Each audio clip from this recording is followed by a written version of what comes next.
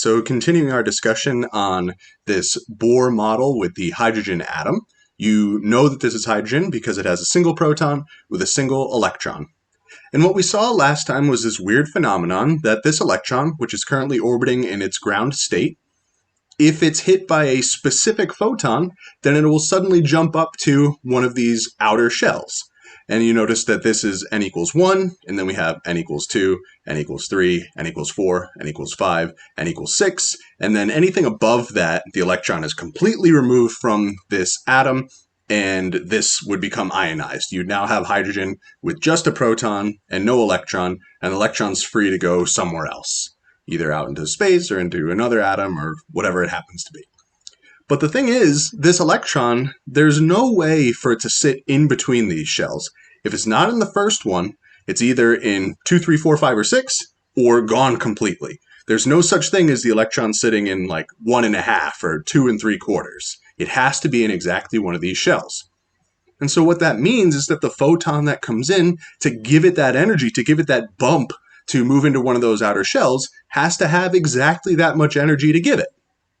And so remember, the photon is your particle of light. We're thinking of light no longer as a wave, but it has some properties of a particle. So it's able to come in and physically bump into that electron to give it some energy to move out to one of these outer shells. But it has to have exactly enough energy to get it to one of these shells. If it had enough energy to get nearly to 2, but not quite, this process won't even happen. And if it had enough energy to get just a little bit beyond 2, it's not going to happen. So what that means is that this photon energy comes in discrete multiples. And we already have a word for that. We would say that this photon energy is another property that has to be quantized. It has to come in discrete multiples. And those multiples that we're talking about are the energies that it takes to get from one shell to the next, to the next, to the next, or completely removed. So when we say that energy is quantized for that photon, this is what we're talking about. E equals hf. E is that energy for your photon. H is Planck's constant. It's a new constant for us. 6.6 times 10 to the negative 34 joule seconds, or you're sometimes going to see it in electron volt seconds as well, which is sometimes a nicer set of units to work with. So that is Planck's constant H. So E equals hf, so you could have it with your frequency, or as we know from the wave equation, speed of the wave, frequency, and wavelength are all related, so you could also write this as E equals hc over lambda as well, where c is the speed of light and lambda is the wavelength for your photon. And this is the interesting thing, is we're thinking about the photon as a particle, but then using that wave equation in there. Because once again, we've got particle-wave duality. At this small scale, there really is no difference between the two ideas. This particle has a wavelength, even though we're thinking of it as a distinct, object that is colliding with this electron. And this is the whole idea with our atomic model, is you've got these electrons which are sitting in your shell, and then these arrows are your photons that are coming in. They're drawn like waves, but they're really particles of light. They're photons that are colliding with these electrons. And when the collision occurs, as long as the photon has exactly enough energy to get it to the next shell and not a little bit less or a little bit more, then that electron absorbs the photon, gets kicked out to an outer shell, and then it's going to hang out there. But eventually it's going to fall back down to the ground state, and when it does, it's going to emit another photon. And the photon that's emitted is going to have exactly enough energy to get it from one shell to whatever shell it happens to fall to. And where it's actually going to fall to is pretty much random, but the photon that's associated with that fall, that energy has to be the same. So if it took, X number of hertz of frequency to get up to some energy level, then it's going to have to give off that amount of energy to fall back down through that same gap of energy levels. And so through experimentation, we've been able to figure out what the energies are that are required to go from one energy level to the next, from one orbital shell to the next. And so you can see we've got this diagram here, which is specifically for hydrogen. It just has those 6 shells, and then the top one is for ionization, the amount of energy it takes to actually remove that electron completely. And so what you'll see is that at n equals 1, which is your ground state, the orbital closest to your nucleus, that electron has negative 13.6 electron volts of what you can think of as like a potential. And if it wants to go up to that second shell, we're going to need to take the difference between negative 13.6 and negative 3.4. You're going to have to put in enough energy to get it from negative 13.6 up to negative 3.4. And note that these energies are put in here as electron volts. So the constant that you're using for H shouldn't be the joule second constant because those units won't match up. So let's do a quick problem with this and figure out how much energy it would actually take to go from n equals 1 to n equals 2. And then from that energy, maybe we can find the frequency. So as I said, our goal is to figure out how much energy it's going to take to go from n equals 1 to n equals 2, from that ground state shell up to that second orbital shell. And so if we're going to find that energy, it's just going to be final minus initial. It's going to be the energy that we have at n equals 2 minus the energy we have at n equals 1. And what you'll notice is that we're subtracting negative numbers. So we're going to do negative 3.4 minus negative 13.6. But as you know, when we're subtracting a negative number, it's basically just addition. And so we're going to end up with a positive result, positive 10.2 electron volts of energy. So again, these are all in electron volts according to the diagram that I stole these numbers from. And so that positive result should make some sense. The electron has to absorb energy or take in energy in order to be promoted up to one of those higher shells. And so this result should be positive. So it's going to take some photon with 10.2 electron volts of energy in order to be promoted up to some higher shell. Then we have to find that frequency. And so using equals HF, if we want to find the frequency, it's just going to be this energy divided by Planck's constant in electron volt seconds. So what I want to do is not highlight all of those things, but instead just click on the electron volt seconds, do our division, and we find that our frequency should be 10.5 times 10 to the 15 hertz.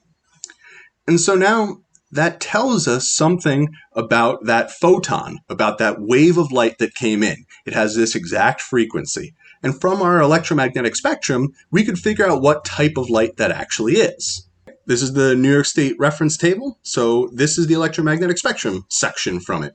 It's got radio waves, microwaves, infrared, our section of visible light, ultraviolet, X-rays, and gamma rays. So the entire electromagnetic spectrum.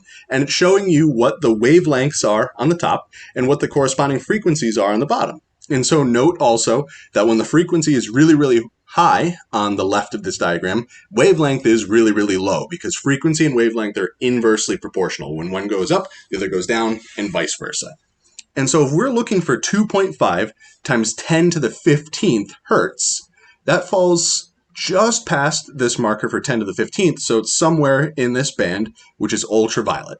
And so what that means is you need an ultraviolet photon, you need ultraviolet light to come in and hit that atom to knock an electron from the first shell up to the second. And only an ultraviolet photon with that much energy will work. X-rays aren't going to cut it. Microwaves aren't going to cut it. It has to be specifically an ultraviolet photon with that energy to get it to go from n equals 1 to n equals 2. Now it's your turn. Let's see if you can figure out what type of light is actually given off when an electron starts at n equals 6 and falls all the way down to n equals 3. Give this a try, and then I'll show you what I got after this little break.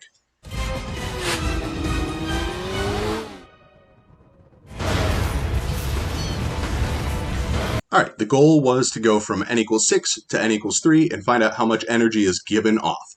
And because energy is going to be given off as the electron falls through those orbital shells, we know that we should get a negative answer on the other side.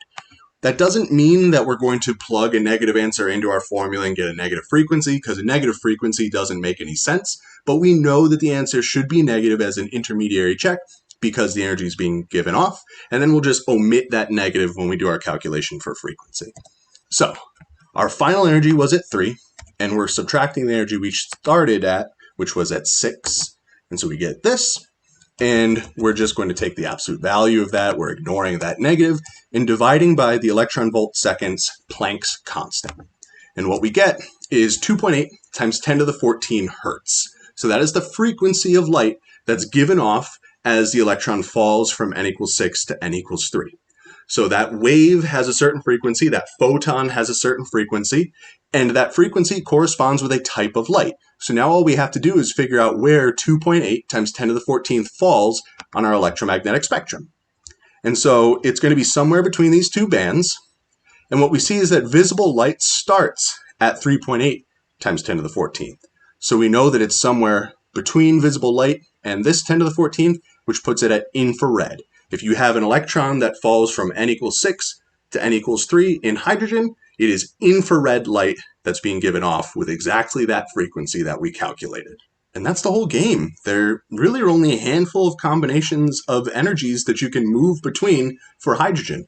Hydrogen only has that single electron that can move from n equals 1 up to 2 or 3 or 4 or 5 or 6 or out of the whole atom. But if you start at 6, there's not really anywhere else to go other than 5, 4, 3, 2, or 1. There's no 0, there's no negative numbers.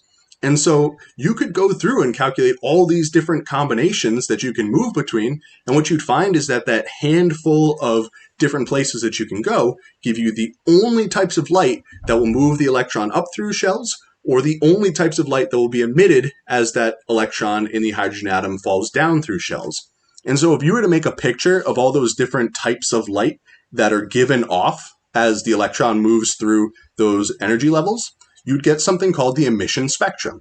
And so these are examples of emission spectrums. For the first one's hydrogen, and the next one's neon. And what you notice is that hydrogen only has a couple of lines because it's really only got a couple of combinations, and also because that picture has omitted the ultraviolet and the infrared sections. But neon has many more lines because there's many more combinations for where those electrons can move between, and it's also added in the ultraviolet and infrared sections. And so these are called emission spectrums. They just tell you what exchanges those electrons can have between orbital shells. And it's really like a hallmark of these different atoms. Each atom has its own emission spectrum. It's an identifier for that material. And so if you're doing any kind of astrophysics and looking out into deep space, you can examine emission spectrums that are coming from far off celestial bodies, and you can know what they're made up of just based off of those emission spectrums. And then similarly, you have another picture, which is the inverse of that, which we call an absorption spectrum. And that's just where these lines are blanked out. And it's all based off of how those electrons move through the shells. If the photon is being absorbed, you're going to have those dark lines in there because it's the absorption spectrum. And if the light is being given off, then you're only going to have those lines because that's the emission spectrum. All right, this formula is really going to be the key that brings us into the rest of our discussion on modern physics and quantum mechanics. We've kind of eased into that discussion so far. We talked about the history of light and how eventually we had to reconcile this idea that light may not be completely the wave that we thought it was at all times. And then we talked about how there are certain experiments where particles can behave like waves and inversely waves can behave like particles. And then we saw firsthand an example of light, a wave, at least as we thought of it, acting like a particle in these transitions where the particles of light, the photons, collide with electrons to knock them out to higher orbital shells. And the specific amount of energy that's required is based off of E equals hf. F is really just telling you the frequency of that light or what type of light it is. But then that wavelength, that frequency of light, is going to collide with an electron as a particle would to send it up to some orbital shell or possibly even completely out of the atom. This has some interesting ramifications that we'll talk about later on, and it actually leads into the experiment that actually got Einstein his Nobel Prize. So that's what we're going to cover in a future video. See you then.